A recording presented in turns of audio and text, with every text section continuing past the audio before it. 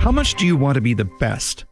And not just the best in sales, but the best in how you do life. Oh, big topic. And let's dive in on today's episode of The Buyer's Mind. Welcome to The Buyer's Mind, where we take a closer look deep inside your customer's decision-making mechanism to reverse engineer the perfect sales presentation. Now, please welcome your host, Jeff Shore. Well, greetings, everyone. Once again, welcome to The Buyer's Mind, the podcast where we try and figure out how we can be as successful as we can by learning more about our customers. And today, we're going to really learn how we can be our best versions of us. What is the best version of you in sales and in life? Now, I know that sounds intimidating, so let me bring in our show producer, Paul Murphy. Murph, what do you think? Are you ready to buckle in and talk about how you can be the best you can be, both in sales and in life? Is this a promotion for the military or that's kidding? I know it's sort of be all you can be, but okay, so maybe it's that be all you can be is a little bit overused. But I wonder, Murph, do we really spend enough time in life asking the question, am I being the best version of me? You know, it's a great question, and it's a question I ask myself both as a husband and a father, in addition to the work that I do for sure. Well, I think we are all there. And listen, there are two ways that we can approach that, right? We can approach it as an opportunity to beat ourselves up, or we can approach it as an opportunity to be evaluative about what can I do? What does that look like? And I think what tends to happen, I know this is true for me, is that I get so tied up in the busyness. I get so tied up in the day to day that I don't spend enough time stepping back and asking, what's bigger than this? What is bigger than the priorities of my day? What's bigger than getting the next sale? What's bigger than the tasks and assignments that are on my to-do list? How do I step back and ask about the things that are really, really important? And because this is such a critical topic, I wanted to bring somebody on who absolutely, I have no doubt whatsoever, is going to have an impact on your life. How can I say that? Because she's had an impact on my life. Today, we're going to hear from my coach, Adrienne Duffy. We're going to talk a little bit about how we can be our best version of ourselves. And I want to tell you right now, this is a conversation that's going to get a little deep. So this is probably not one that you want just on in the background while you're doing something else. This is one where you're going to want to take notes and you're going to want to spend some time afterwards giving it some thought. What would this look like? Let's hear from Adrienne Duffy. Well, you know, it's always great to have on the podcast the people that I have learned so much from. And over the years, I have learned so much from Adrienne Duffy, one of the leaders of the internationally renowned strategic coach program. She's been teaching in that program, leading entrepreneurs for decades. She is an influencer, an instructor, an author, and a musician. And she has an uncanny ability to set her own agenda aside and to peer into your soul. She's also a good friend and my personal coach for many years. Welcome to The Buyer's Mind, Adrienne Duffy. Oh my goodness, Jeff. Thank you. Wow. That is beautiful. I just, you have impacted my life so much over the years, and I'm thrilled to see how you will impact our audience. Tell us, first of all, a little bit about your background. How did you end up doing what you're doing? You coach coaches, you coach entrepreneurs, you spend a lot of time watching what makes people successful, what sometimes prevents them from being successful. Tell us about your background. Well, as you said earlier, I am a musician, and my first career was actually as a performing musician in a symphony orchestra. And I was very passionate about music, but I also loved teaching. And I found that there was a whole world out there other than teaching music, and that led me into the profession that I do now. And I grew up in an entrepreneurial family and have had that kind of entrepreneurial wiring myself from a very young age. So that led me into having my own business, which led me to coaching entrepreneurs over time. And it's been just such an extraordinary journey to work with people who are really taking charge of their future in a very important way, a deep accountability to their future. And that's sort of how I got into it, Jeff. I love it. Just one clarification there. It's one thing to say, well, I took piano lessons as the kid, or I played violin. I was the second chair in my high school. But you performed in a symphony, which means you put countless hours into mastering what you were trying to do there. You had made it to the pinnacle. Was it difficult to step aside because you had to walk away from a whole lot of time and dedication and sweat and rejection and turmoil in order to make that decision? Was it a difficult decision? Well, I think any of those kinds of decisions are difficult, but if you have a deep core, what I call soulful call to make those kinds of transformational changes in your life, you're willing to do what it takes to make those changes. And I realized that there was a limitation to the impact that I could have in that organizing structure. And in fact, although I got to a pretty high level there, playing in a symphony orchestra, which is a pretty huge accomplishment, sure. I also realized that there were many people that were my colleagues that were kind of going to sleep and didn't have that passion anymore. And I had such a passion for helping people grow and transform. That's always been part of my wiring. And I realized that if I was going to really move forward and have that bigger impact, I had to change the organizing structure where I brought my gifts out. Are you of the opinion that there are a lot of people who have that soulful call, as you labeled it there, and are just sort of stuck? That and perhaps it's a courage issue or just a desire for stability. But do you think there are a lot of people who have that soulful call that they are either ignoring or have frankly learned how to ignore over the years? Well, I think people can numb out a little bit to that deeper call for sure. And yet it's very persistent. So when people really do listen, they will get the input that they need to create a different future and a bigger future. And what I found is that when people live from that space, life shows up for them. And if they're willing to take a small step towards what they really desire, what their deepest core desire is, things will show up and it will work out for them. Yeah, right. When I'm just listening to you say that and recognizing that there are a lot of people who are going to sit there and say, well, listen, I can't make a huge career shift right now. I've got 3 kids and, I'm maybe the sole breadwinner, whatever it is. And so they've got a lot of reasons why they shouldn't do it. And what you're suggesting is you don't necessarily have to throw the hammer down, walk away from your job, throw the keys on the desk and say it's over. Maybe just taking those first steps might be all you need to do in order to gain that clarity. I don't want to put words in your mouth, but is that where you're headed on that? No, absolutely, Jeff. I mean, people are given those gifts to have the insight to take those next steps. And one small step in the right direction can give a tremendous amount of energy. And also something that I think is really important to keep in mind is something I call repurposing. And that is often people see their bigger future outside of where they are currently as some vast space that they don't have right now. But often if they look at what they're learning, if they look at their experiences and what they're accomplishing currently, they can repurpose what they're doing right now into the future. It's like me going back to my music and going, wow, how many skills and abilities did I learn in that organizing structure that I apply to this day in my work as a coach of entrepreneurs and helping organizations grow and scale to the next level and helping individuals really accomplish what they want to in life. I love that because it speaks to the concept that, and I think I'm not sure if I first heard it from Dan Sullivan, but the idea that everything that has ever happened to your life has led you to the point where you are right now, collectively. And therefore, it's a new start at every moment if you want it to be. And I know that that's certainly a philosophy that you propose. And if you think back at your music experience and you can tie it into what it is that you do, I think that's encouraging for our listeners. You've developed an incredible understanding of how to live not a balanced life per se, but to live the life that you really want to live. And I know that you've seen entrepreneurs and managers and even sales professionals who feel somewhat victimized by their responsibilities and their duties and their time crunches. I know you're on a quest to get people to kind of rethink that. What do you do for the person who just feels trapped in what it is that they're doing right now?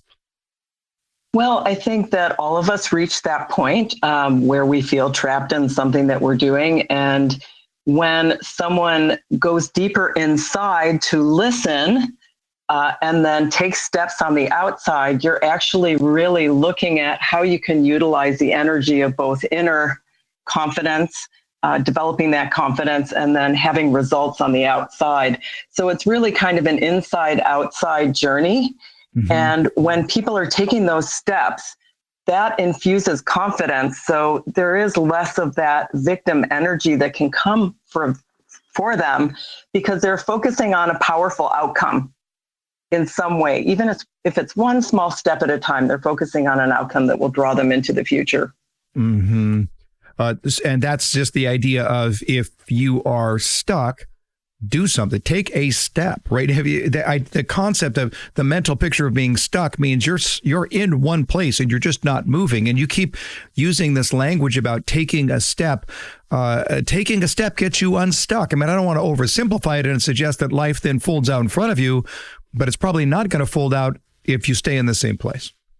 Yeah. And it's also really important that someone casts a vision and focuses themselves into that future that they desire. That's something that we can create in our imagination. But then we roll it back and we reverse engineer it and go, okay, what are the next steps that I can take?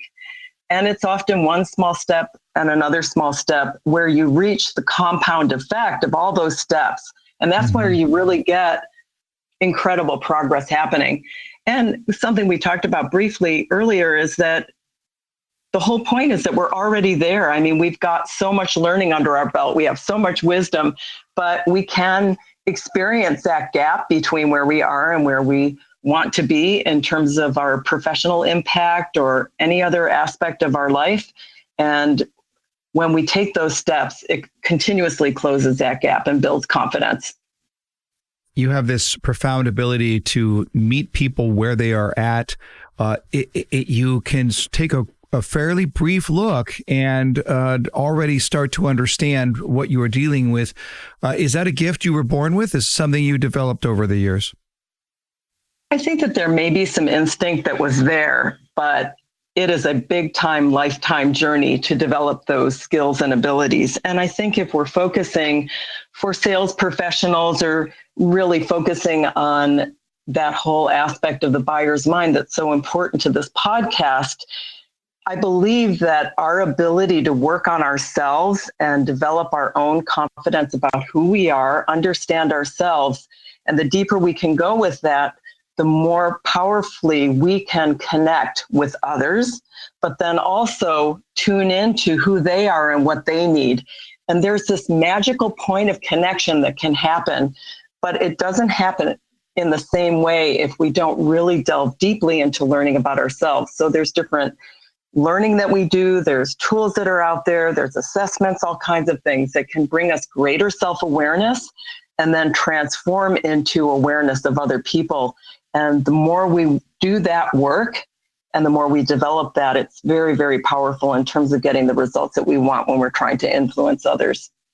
Do you see a lot of people in your profession or even in your life who are just frankly so addicted to comfort that they're not willing to take those steps, that they're not really willing to look and see what are the opportunities that are out there? Well, I think, in fact, Jeff, I'm very blessed in that many of the people that I get to work with realize that we are accountable for our results. I mean, it's easy to blame the rest of the world. You used the word victim earlier. I mean, but essentially we are accountable for our results. And so I'm fortunate in that I get to work with a number of people who are really focusing on where they want to go. They dream of a bigger future. They have certain visions of what they want to accomplish in both their personal and professional life. And they realize that they are the ones fully accountable to taking those steps to make it happen. Let's take a quick peek behind the Strategic Coach curtain. You've been a part of the Strategic Coach, a mainstay in the Strategic Coach program for entrepreneurs for a long time. And I started that Strategic Coach journey many years ago. And I just want to look at one quick peek. Let's talk about free days, focus days, and buffer days. And just for the audience's context here for just a moment. So that first day, and there's 30 of us sitting in a room, all entrepreneurs, on the first day of our strategic coach journey. And we were talking about focus days where we're really focused on how we provide our best value, how we make money as entrepreneurs. We have these buffer days where we're preparing for those focus days. And then we have these free days where we're stepping completely aside, midnight to midnight, 24 hours without even thinking about work. And I have to tell you, I looked around the room and I found 30 entrepreneurs who were dumbfounded with the entire concept of a free day, and I was one of them. I'm sure that's an experience you've seen over and over again. Tell us a little bit about the entrepreneurial time management system there.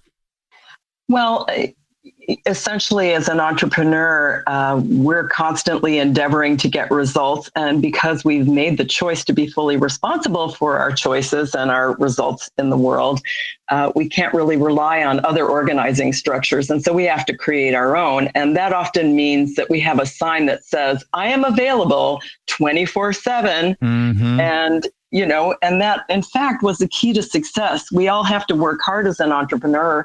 In fact, even individuals that aren't entrepreneurs, to realize the success that we want, it's not a free ride. Like, we have to work hard. And so starting to look at your time differently can be just a huge, huge impact and change for individuals. And so, in fact, a focus day are those days where you're focusing on the most important activities. So, whether you're an entrepreneur or sales professional, whatever it might be, you're looking at what are the key results that I need to get, and who do I need to be talking to, and what activities are actually going to lead to the results that we need. And that would be your focus day. Mm-hmm. A buffer day is when you're doing those activities that aren't really going to get those big results, but if you don't do them, you're going to be remiss, such as, the paperwork or other things like that. Right. But then what will often happen for people is that they just don't rejuvenate. They don't take time for themselves and just unplug. And we know that the brain, the whole body, every part of us needs rejuvenation. And so when you combine those three in distinct categories where you're having your focus on those most important relationships and activities that are going to bring results, and then you're also making sure that you're doing the preparation work that you need to do to build those results into the future, but also looking after yourself. Mm-hmm. It's pretty magical, actually. Yeah. You really start to get exponential results. Yeah. It took me a while to believe it, but once I learned it, once I figured it out, I just said, I'm not going back because I found that I was so much more creative, productive, focused when I had that free time. And I think it's to what you were just talking about, the idea that the brain needs its rest. It needs to disengage. And I had found that I was just grinding, and oftentimes the results suffered. One of the things that makes you successful, Adrienne, is that you're not afraid to think big. I mean, your website is bigfuturesinc.ca. It's called Big Future. That's what you are all about. And in fact, you're not afraid to think very, very big. What is it about the human condition that causes people to live with such a scarcity mindset and then correspondingly to aim for fairly low objectives in life? Well, I think that a lot of this can be fostered in terms of our upbringing, and we could probably get into all of that. But I have met many people who maybe grew up in a situation where there was more of a scarcity, limitation kind of upbringing, but they make a crucial decision at some point that that's not how they want to live anymore. And so they decide to go after something big. I was very, very fortunate in my upbringing. Big thinking, big ideas, entrepreneurship were all part of my upbringing. So that was very, very powerful. But many, many people don't have the benefit of that. And yet I've worked with a significant number of individuals like that make that transformation and realize that envisioning that bigger future, as you call it, being bold for that bigger future, will create an energy. Now that energy is about the future, but it infuses the now, and life happens in the now. So when we project ourselves out to think about what's possible, then we can bring it back to now, that energy, and use that, as we talked about earlier, to start to be strategic about what the steps are that will move you forward. Mm-hmm. And I think that there's absolutely so many programs out there that are so powerful to help people make those kinds of transformations. And in fact, they can move out of that leaning into scarcity. We actually need to be thinking about things that will be safe, secure, those kinds of things. It's part of our life. But if we belabor those things without focusing on the other side, we're at risk for really moving into the life that we dream of and creating that bigger future. Mm-hmm. Yeah, I just finished a book. It's not out yet. I have a publisher's proof here that was sent to me by a gentleman by the name of Scott Young. The book is called Ultra Learning, about the concept of our traditional education system. He believes is flawed from the perspective of how we are taught and the idea of just sitting down and trying to memorize lists and everything else. But he has a abundance mindset when it comes to learning, and the stories that he tells are phenomenal. And one of the things that he did, he and a friend of his, they decided that they were going to learn to speak 4 languages fluently in 1 year. And the reason they were going to do that is to simply prove that it could be done. And so they moved to 4 different countries, 3 months each, and they made a decision before they left: we will not speak English for an entire year. We will be so immersed and so focused in that. And I love that, because it's just a picture of that abundance thinking, of believing that something can be done is going to get you so far down the journey. And I think oftentimes we get so caught in what we think our limitations are that we don't get there in the first place. And part of your job, part of your vocation, part of your coaching is to help people to move beyond that scarcity and even encourage them to think broadly about the big future in front of them. That sounds like fun. You must have those days where you're just like, I just moved the needle for somebody, even in the way they think. I know the results are going to be there. That sounds like a cool gig. Well, it is pretty amazing. And we all have, fears of moving into the future. I haven't met anyone who doesn't have some kind of concern in one area of their life. But what I realize is that when I have my biggest resistance, there's usually the biggest gift on the other side of it. And if I'm willing to persist through that resistance that I've created for myself, that on the other side is something very, very powerful. And when I turn back to look at the brick wall I put up for myself, it's actually a piece of tissue paper. And I receive all of this amazing energy of that future that I'm creating in every moment, one moment at a time. So it is really, really powerful. Yeah. I know it took me a long time, a number of years to write my first book. And years of grinding and mental energy, because that's what it was. It felt like a huge brick wall. And now here it is, 9 books later, 8 books later. This is the point. I'm not exactly sure how many books later. And then you look at it and you go, I'm so fulfilled by being able to do that. But at the time, man, it seemed like an insurmountable mountain. And I think that's part of what you do, Adrienne, is that you help people to sort of put it in perspective and say, okay, maybe it is a tall mountain, but you're not going to climb it by standing still. So let's take one step. And sometimes that beginning of the momentum is really what's going to get you started in the right direction. I'm sure that's what you have found over the years. Oh, absolutely. And we all have those kinds of visions. We have the resistances, but if we can take those steps, move into the future, it's amazing how we can build a bigger future and build a life that's pretty extraordinary. You wrote the book Soul Sense, a great book. It's the proof that a book doesn't have to be 60,000 words to have a huge impact. And then you do these amazing soul journey video blogs, which we'll put this in the show notes, the link to the blogs, but they're just so inspiring and so thoughtful. Tell us about your passion for soul care, because normally you would look at it and say, you coach entrepreneurs, you help them to think big, you help them to be able to figure out who they are and where they're going and cast the vision.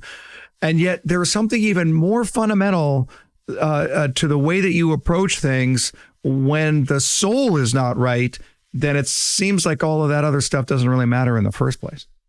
Yeah, well, what I learned is that we talked earlier about entrepreneurs and other individuals that are striving for big, big goals. I have done a lot of work with moonshots, going to the moon. That was our brand for a number of years.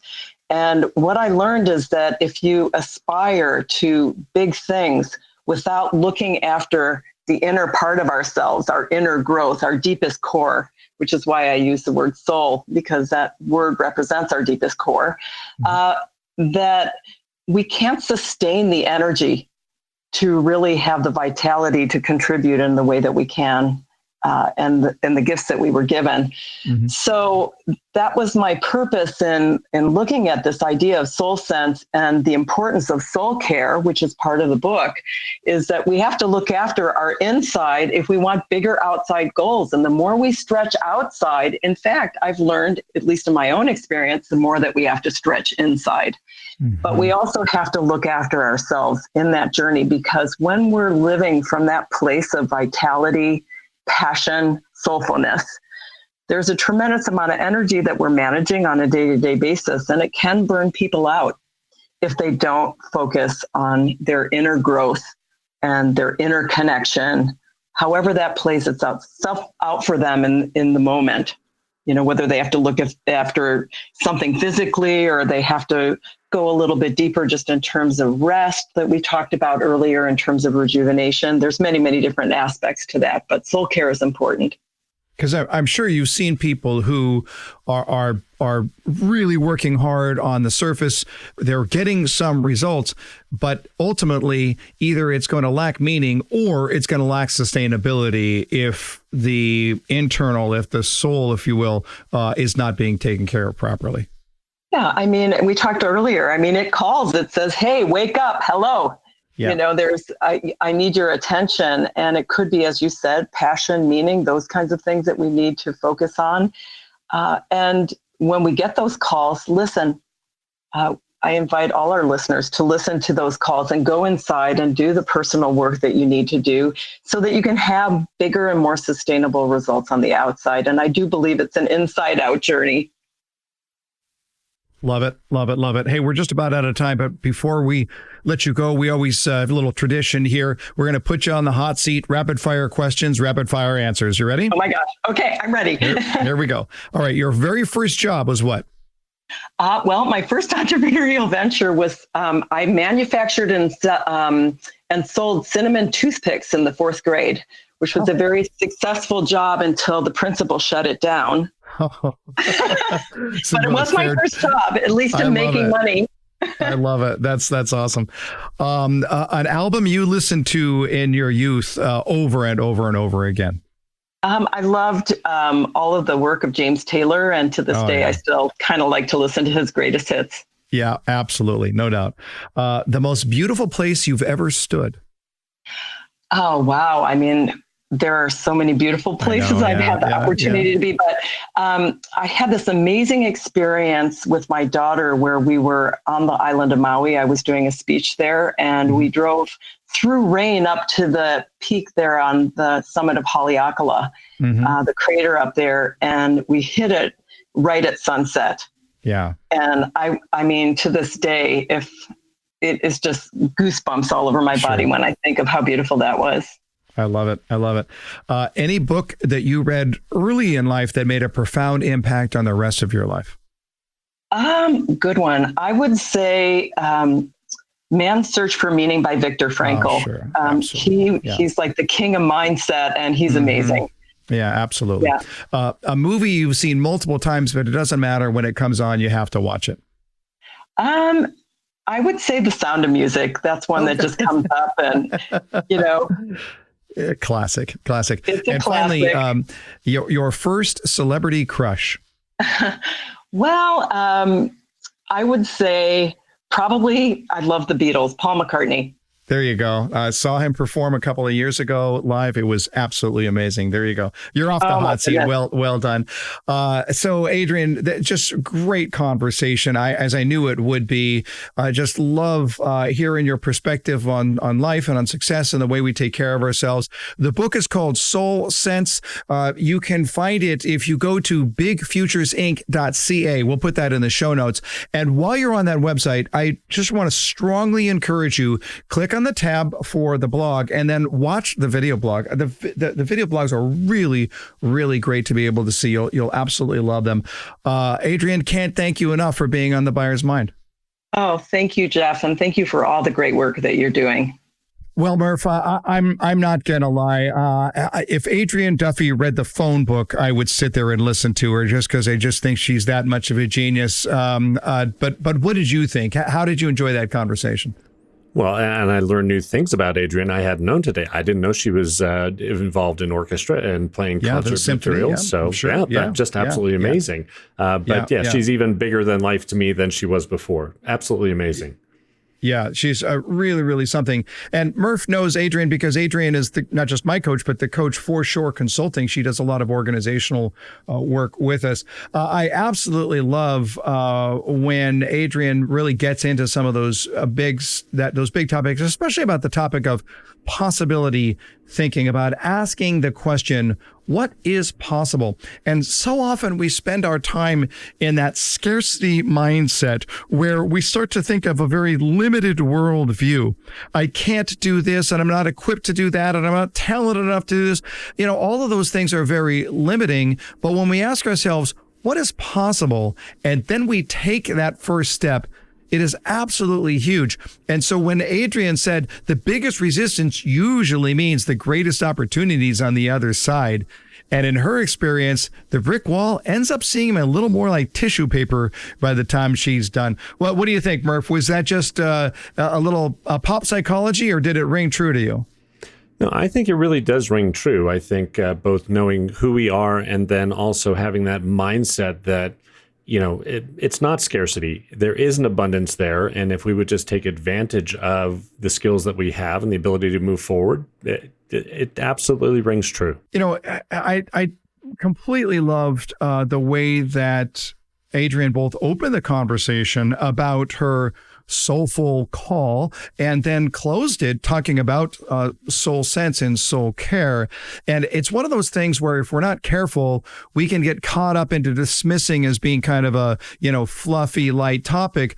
But the reality is these things are really, really important. Our soul care is absolutely critical. And Adrienne talked about this idea of stepping aside from what it is that you do in the grind every day to take care of your soul. I know this is very, very important to me. It has been for a long, long time, certainly for the 35 years or so in my Christian walk. My connection with God is such a core and grounding part of my soul care. And I want to make sure that I'm paying very, very close attention to how I look at that soul journey and make sure that I'm focused on the right things. And then when I do that, what does it do? It makes me a better person. It makes me more effective when I dive back into the go, go, go, hurry, hurry, hurry. And there's that sense of balance. Yes, there are times when we have to run, and then there are times when we have to sit. And I think that those are both very, very important. And I just want to challenge you. How much of your life is run and how much of your life is sit? It might be time for you to get grounded on what really, really matters, on what will really make the difference. We have to look into our inner self if we want to accomplish those bigger outer goals. We have to work harder on our interior if we want to get the bigger exterior accomplishments. That's what Adrienne said, and I think she is absolutely right. So let me just challenge you right now. How are you feeling about that? How is that sitting with you?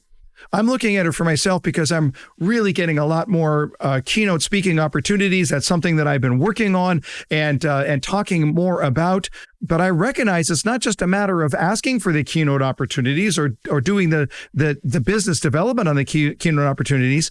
It's about asking the question, why do I want to do the keynote opportunities? What kind of impact do I make? How much do I love my audiences when I'm speaking? Getting all the soul part of it down is so important before we actually accomplish the exterior goals. This is true for you as well. When you're thinking about what you are you selling from your head or are you selling from your heart? Are you selling from your head or are you selling from your heart?